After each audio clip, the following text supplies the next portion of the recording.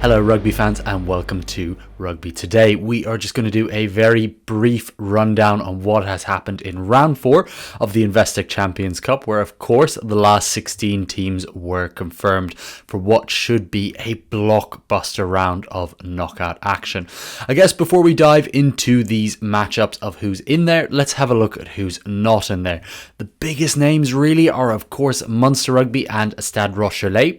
Both clubs have won this competition twice, and them missing out is just quite wild actually, and it's kind of spiced up what will be a very tricky EPCR Challenge Cup knockout rounds. So Munster fell at home to Cast in what was a really shocking result for Clayton McMillan's side. They scored 5 tries, but Jack Crowley missed 3 conversions, which was obviously the crucial 6 points in a 2-point loss, which is massive, but you can't really lay all the blame at the feet of the out half. Munster's discipline has been shocking so far in this year's Investec Champions Cup, and they had yet another yellow card that proved massively costly, conceding 14 points when Tom Farrell was shown his yellow.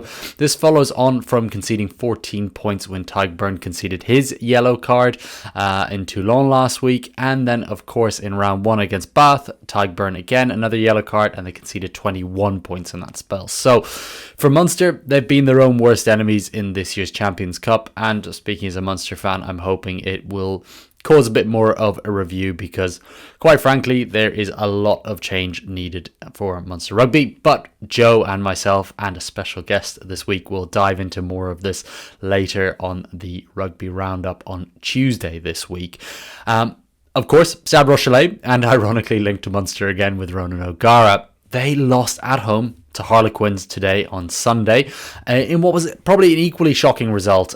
Quins have been going really well in the Champions Cup, of course, and they came into this one knowing that a win would get them second place and a home last 16 tie, which they secured, and that was massive. Marcus Smith had a really great game for the Quins, who are under a lot of pressure in the Prem. They've really underperformed so far this season, which has obviously led to coaching changes and things like that. Quite a bit of review going on, so fair play to the Quins players. What more can you say to that? They really stood up and they really went after La Rochelle. And quite frankly, even though Stade Rocheelle were in the game quite a lot, it never really felt like they were going to overturn Quins, who were just able to sort of keep possession and keep territory. So Harlequins knock out La Rochelle. And does that mean Ronan O'Gara is out in La Rochelle? That feels like the next sort of bombshell that might come out of Stade Rocheelle, and where Rog goes is the next sort of guess. And again, I'm sure that's something we'll touch on if it happens before Rugby Roundup this week. Personally, I don't see them getting rid of him before the end of the season, but getting knocked out of the Champions Cup and with their struggles in the top 14 so far this season, it's very hard to see how that relationship stays in place. So on to what the actual matchups are going to look like in the round of 16. We have Union Bordeaux Begles, who are the top seeds overall, and they're going to be welcoming the Leicester Tigers, who sneak into that round of 16 courtesy of La Rochelle's loss today to Quins.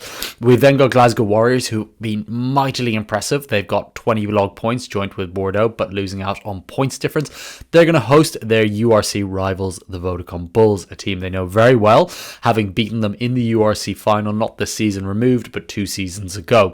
Then we have Rugby Club Toulonnais, who are going to be hosting the DHL Stormers in what could be the pick of this round, really, if depending on how the DHL Stormers select their team. These are 2 clubs who really on any given day could take out any other team, so that's an absolutely cracking clash. Now we've got Stade Toulousain next up, and they're going to be hosting the Bristol Bears, who slip out of that home playoff having lost to UBB today, which was a real blow for Pat Lamb's side, who with a win could have been the top seeds themselves. So just shows how competitive that round 4 action was. Next up we have Bath Rugby, who have looked mightily impressive, the one blemish being their loss away to Toulon, but they absolutely smoked Edinburgh last time out, and their reward is Prem rivals Saracens, who just lost to the Glasgow Warriors, but did beat Toulouse in week 3, so that's a really interesting matchup. Now we have another all-URC clash when Leinster Rugby host Edinburgh, and for Leinster, they are firmly on the right side of the draw again. They're going to be avoiding UBB, Toulouse and Northampton, all the way through to a potential final. Their biggest rivals are going to be likely the Glasgow Warriors on this side of things, so keep an eye out for that.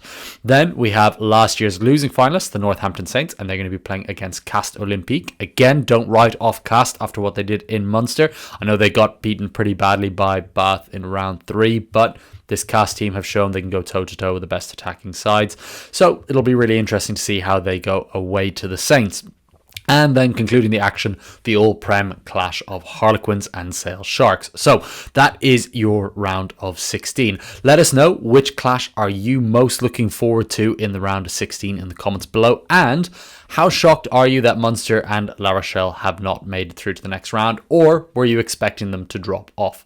Thanks very much for checking out this very brief video. And again, remember, we'll be back with our rugby roundup on Tuesday afternoon. Thanks very much again for watching this video.